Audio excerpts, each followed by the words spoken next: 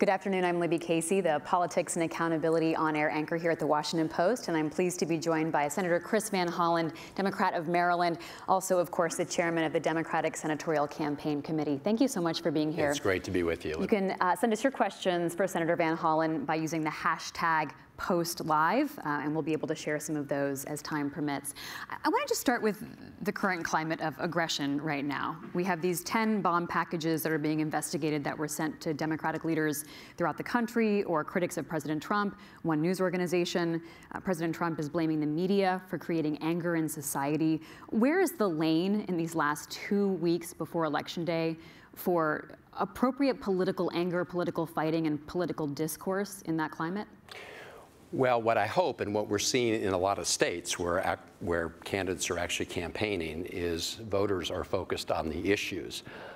And so I'm hoping that through all this clamor, we're able to talk about the issues. But it is, of course, a very serious moment in the country when you have people essentially getting death threats and having these pipe bombs mailed.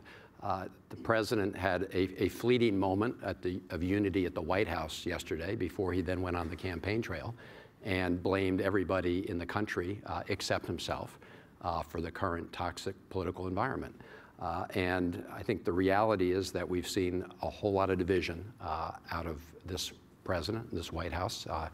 He again attacked the press last night, essentially saying that the press was to blame. Refusing to shoulder any of the blame himself. But what I'm hoping and what I'm seeing in the campaigns around the country is people are focused on real issues they wake up every morning thinking about. So health security and whether or not they're going to have protections for pre-existing health conditions. Are their wages sufficient to make sure that they can pay the rent? And make good for their family. So those are the issues that our candidates are really focused on. Do you want those to be some of the closing arguments, talking about health care, talking about what? What do you want voters to go to the ballot box thinking about?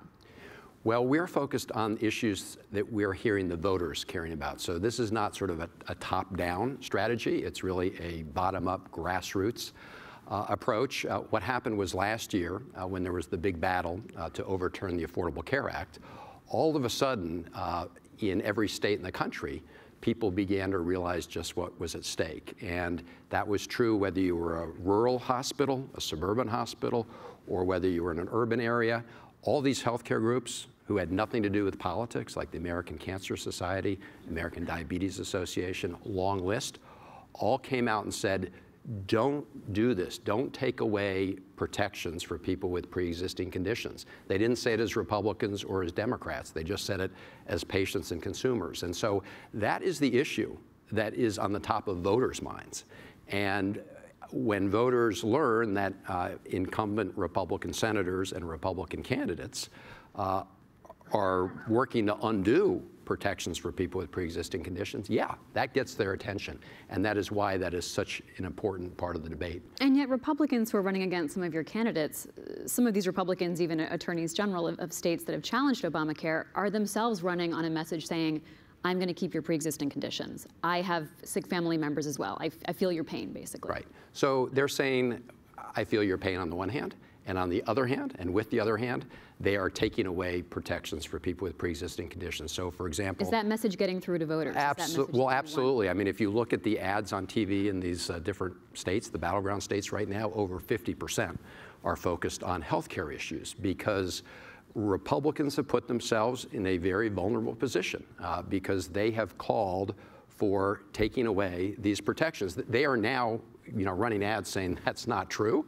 But you mentioned the lawsuit, right? The Attorney General of Missouri, the Attorney General of West Virginia. They're both party to that Texas lawsuit that, if it's successful, will strip away protections for people who have pre-existing conditions. That's just a fact. And so, the president can tweet out, Republicans are fighting for people with pre-existing conditions, but the reality is that they're doing the opposite. And I do think voters on this issue, it's very personal to them. This is an issue that is something important to them and their families, and they are paying very close attention. How hard is it to break through a chaotic news cycle with some of these closing arguments and messages? I mean, we've been ping-ponging from Kavanaugh to what Fox News is billing as the caravan crisis, now this concern over attacks against Democrats. Who benefits from such a chaotic news cycle? Well, you know, my sense is that the president is very good at distracting people, especially when you're talking about the cable news cycle.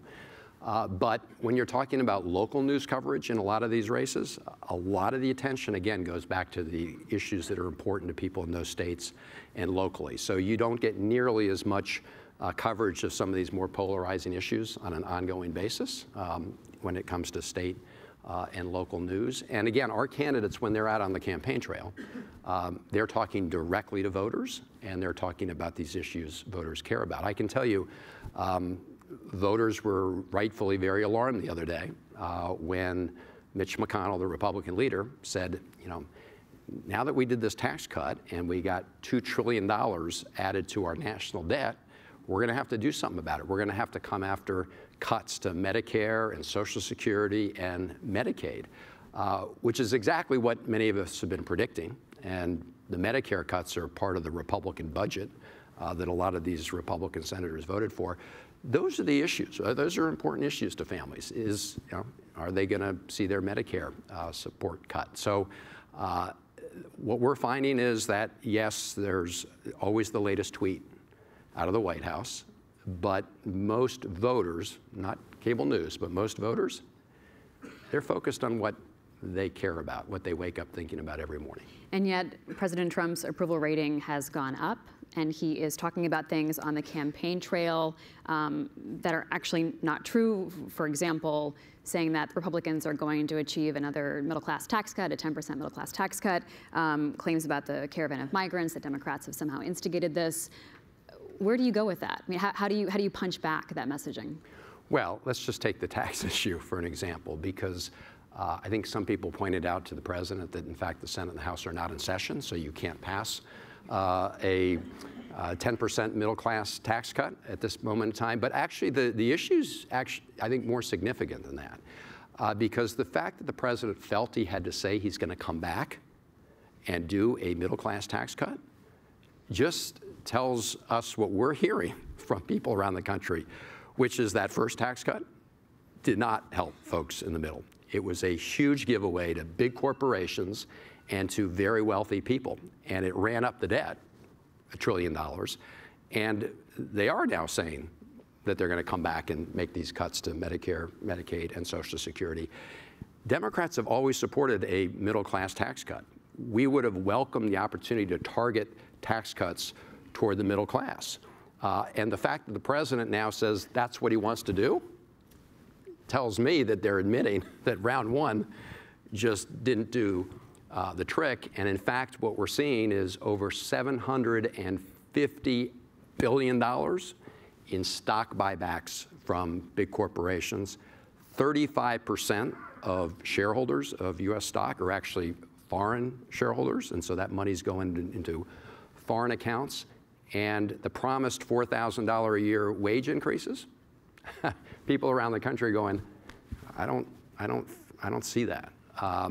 And so, again, what we're seeing is that what the Republicans had hoped to run on was going to be the last tax cut. Now you got the president saying, well, that didn't really work out the way we wanted.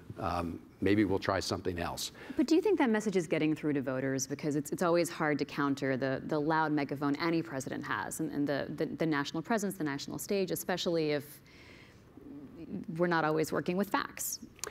You know, again, it is when you're part of a national conversation, and you're right, you're not always working with facts when it comes to this president's Twitter account and this president's statements. But that is what the state-by-state campaigns are all about. We don't see it as much in this area, but if you go to one of our major battleground states and you turn on your television or your radio, the debate you will hear primarily is on these issues. As I said, healthcare is dominating the debates in these Senate races. And again, because you have Republicans, as you say, they're now trying to run away from votes they may have cast. I mean, Dean Heller from Nevada, he said publicly he was going to protect Nevada. He was not going to support a bill that undid protections for pre-existing conditions. He went to the White House, the president twisted his arm, and he reversed himself. That's an important issue to people in Nevada. And so we're seeing that in Nevada. In Arizona, Martha McSally's the Republican candidate. As a member of Congress, she voted for the Republican budget. It calls for about $500 billion in cuts to Medicare.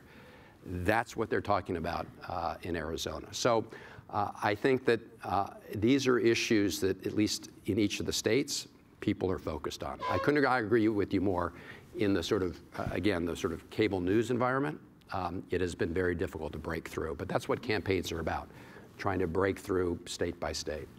And I'm not questioning the factual basis of President Trump desiring a middle-class tax cut, just the fact that there is not literally time to do it before Election Day in just 12 days. So, Senator, how are you feeling in these last 12 days? And how, what will you be watching on election night, say 9 p.m., that will make you feel either really depressed or really optimistic about Democrats' prospects for taking back the Senate? So for me, this is the first time in a long time I've not been on the ballot myself. The 6-year Senate term is a good thing. I like that. But I feel like I am. I mean, I feel nervous along with so many other people throughout the country, because this is such an important midterm election. And what we are also seeing in some of these very, even red states, states that Trump won, is what voters want are senators who are going to stand up first and foremost for their states.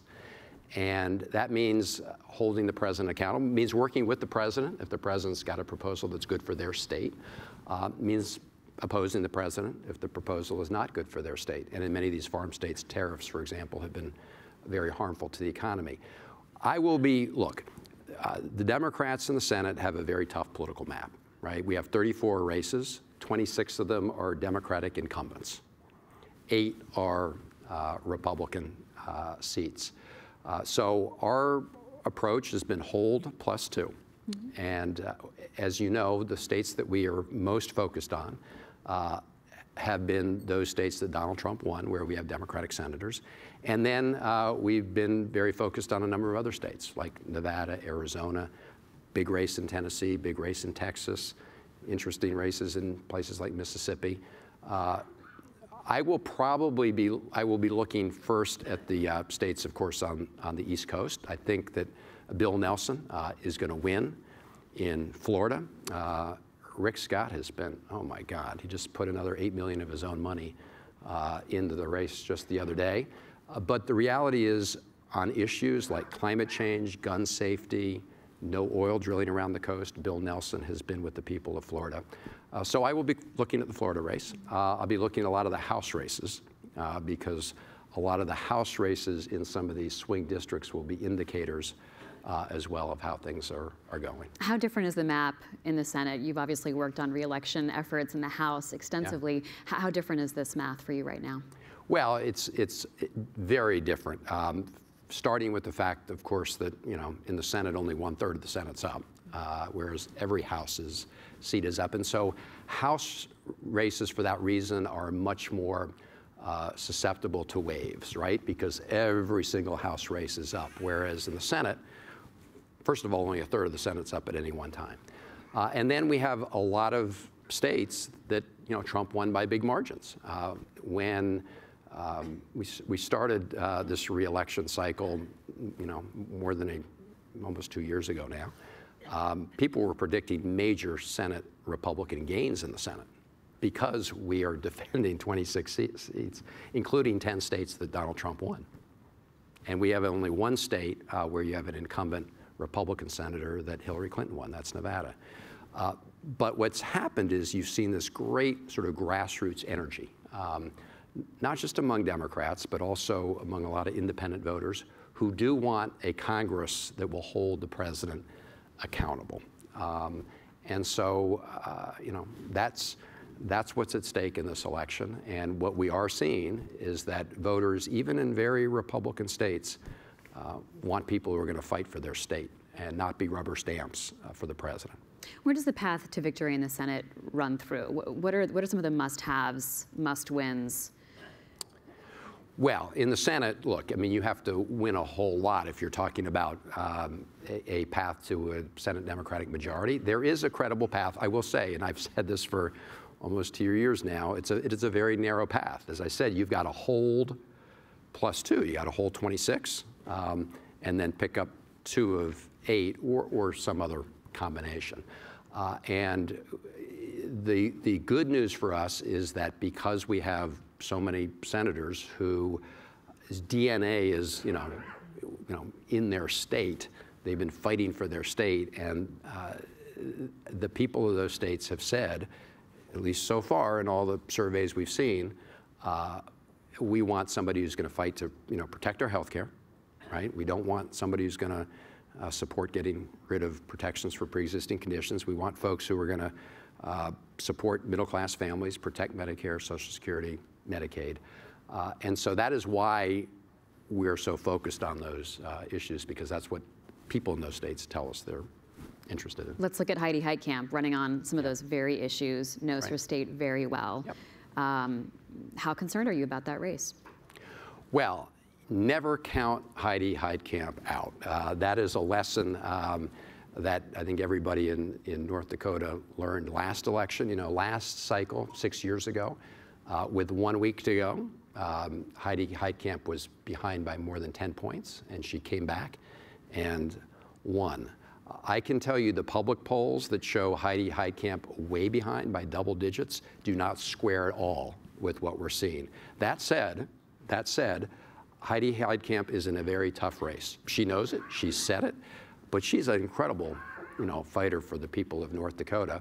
And I would never count Heidi Heitkamp out, and I think she has a very good chance still to cross the finish line first. I will say that the Republicans in the state legislature there have done everything they can to try to reduce and suppress voter turnout, especially among Native Americans. You probably saw that they changed state law to disenfranchise thousands and thousands of Native American voters. In fact, they were very blatant about the fact they did it after Heidi was elected 6 years ago. So the silver lining there is, all of a sudden, people, especially Native Americans and others, are very energized to get out to vote. Nothing motivates people to come to the polls than when people tell them they're going to try and take away their right to vote. So people are going to work. They're helping get people the addresses they need. And let's see. Because there's concerns where you have to have a physical address rather than a mailing address, which is not always common. Yes, on lots of reservations, you use a post office box. You don't have a set mailing address. And so what the legislature did was say you can't vote unless you have a mailing address. But the tribes are working very quickly to assign everybody a street address that meets all the requirements. We're about out of time. Yeah. How optimistic are you? So look, I'm optimistic that we're going to see a big turnout. We're already seeing a great turnout in Nevada for early voting, both registration and now early voting has been very good signs. I'm not going to make any predictions because for this reason, it depends entirely on turnout, right? And we have about 8 races that are going to be 1%, right? 1 or 2%. And so I don't know what the outcome will be. I can just say this. I'm optimistic compared to what people, where they thought we would be 2 years ago. And that's a good news story for us. And really, it's a testament to our candidates, both our senators running for re-election and our candidates. So like the rest of the country, I will be watching the returns very closely, beginning with the East Coast returns here, because I do believe that this is the most important midterm election of my lifetime, and I know a lot of people share that view. It's a lot of pressure on performance this year.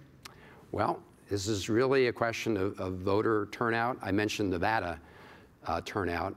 What's really good there is that, Democrats more than Republicans have drop-off voting for presidential elections to midterm elections, right? There's always a drop-off in voter participation, presidential year versus midterms, but the drop-off historically is much larger among Democratic voters. In Nevada and the other places, we're seeing that trend is not happening. You're seeing a lot bigger Democratic turnout. So I just hope that remains the case for the next 12 days. Senator Chris Van Hollen, thank you so much for your time. We'll go on Thank to you. the second now. Thank you. Thank you. Thank you, Senator. Thank you.